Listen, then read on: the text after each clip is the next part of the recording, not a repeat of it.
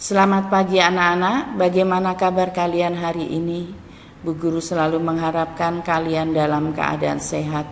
Anak-anakku sekalian, tadi kita sudah belajar, Bu Guru sudah menjelaskan SBDP. Sekarang kita belajar bahasa Sasak mengenai adat Sasak. Materi kita pada adat Sasak ini adalah upacara kematian adat Sasak. Anak-anakku sekalian, semua makhluk hidup di bumi ini pasti akan mati. Nah, pada adat Sasak, pada suku Sasak diadakan upacara kematian. Jadi, upacara kematian suku Sasak ini dibedakan menjadi beberapa tahap sebelum acara penguburan, yaitu yang pertama belangar, yang kedua memandikan, ketiga betuka atau penguburan, yang keempat nelung dan mitu. Nah, nanti sebentar kita bahas satu persatu. Yang pertama itu adalah belangar, tahap yang pertama. Belangar itu disebut juga langar atau melayat. Artinya apa? Kedatangan masyarakat ke tempat acara kematian, itu belangar. Tujuannya belangar apa? Tujuan belangar itu adalah untuk menghibur teman atau sahabat yang ditinggal mati oleh keluarganya. Tradisi belangar ini biasanya dilakukan dengan membawa beras ke tempat rumah yang kita datangi. Pertama kali yang dilakukan masyarakat Sasak atau suku Sasak bila ada warga yang meninggal adalah memukul beduk dengan pukulan irama yang panjang. Tujuannya adalah sebagai pemberitahuan kepada masyarakat atau warga setempat bahwa ada salah seorang yang meninggal. Tahap yang kedua adalah tahap memandikan. Tahap memandikan jenazah pada suku Sasak itu dilakukan oleh tokoh agama setempat. Kalau yang meninggal itu ada perempuan, maka yang memandikan adalah tokoh agama perempuan. Begitu pula kalau yang meninggal laki-laki, maka yang memandikan adalah tokoh agama laki-laki. Memandikan jenazah pada suku Sasak itu dengan menggunakan air yang berasal dari sumur. Jadi menggunakan air sumur. Setelah dimandikan, jenazah tersebut dibungkus dengan kain kafan dan ditaburi keratan kayu cendana atau disebut juga cecame. Nah, tahap yang ketiga adalah betuka atau penguburan. Upacara yang dilaksanakan sebelum penguburan meliputi yang pertama itu setelah dinyatakan meninggal, orang tersebut dihadapkan ke kiblat.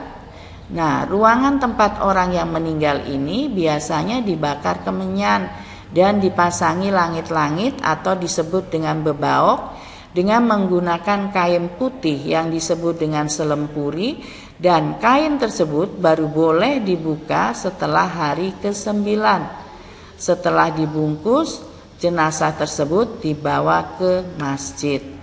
Yang kedua, pada hari jelum mati, maksudnya jelum mati hari kematiannya, pada hari itu diadakan penyusuran bumi dengan menyembelih hewan sebagai tumbal. Tahap yang keempat adalah nelung atau mitu. Tahap ini diadakan upacara untuk mendoakan keselamatan arwah yang meninggal agar diterima di sisi Tuhan. Selanjutnya diikuti dengan upacara nyiwa dan begawe dengan persiapan sebagai berikut. Yang pertama itu adalah mengumpulkan kayu bakar pada hari ketiga atau nelung dan hari ketujuh atau mitu dengan cara menebang pohon atau dengan cara perebak kayu. Yang kedua, pembuatan tetaring. Tetaring ini dibuat dari bahan daun kelapa yang dianyam.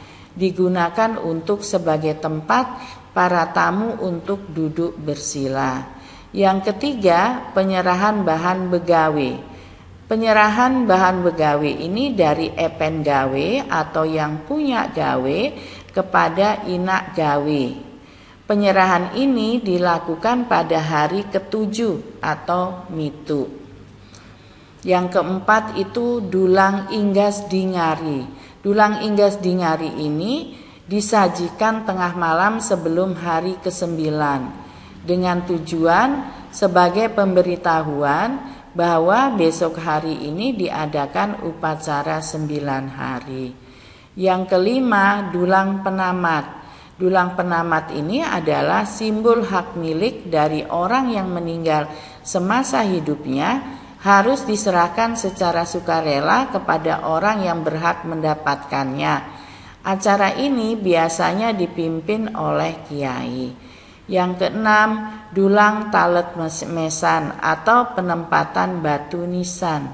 Dulang ini biasanya diisi nasi putih, lauk berupa burung merpati dan jajan dipergunakan sebelum nisan dipasang oleh kiai. Kemudian dulang tersebut dibagikan kepada orang yang ikut serta pada saat itu. Maaf anak-anak ya. Nah, kita ringkas rangkaian upacara kematian pada masyarakat Sasak. Hari pertama itu disebut dengan nepong tanah atau nyusur tanah, yaitu pemberitahuan kepada warga desa bahwa ada yang meninggal. Kedua, itu tidak ada ritual.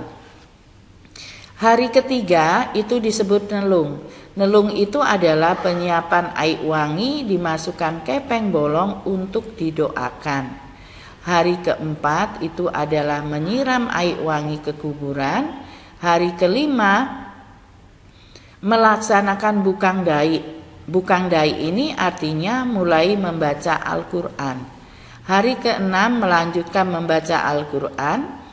Hari ketujuh itu disebut mitu, masih juga membaca Al-Quran. Hari ke-8 itu tidak ada ritual atau upacara. Dan hari ke-9 nyiwa atau nyenge itu diadakan acara perebahan jangkih. Nah, jadi anak-anak cukup sekian dulu materi kita bahasa Sasak. Terima kasih dan tetap semangat belajar dan jangan lupa tetap jaga kesehatan dengan menaati protokol kesehatan. Terima kasih anak-anak, selamat pagi.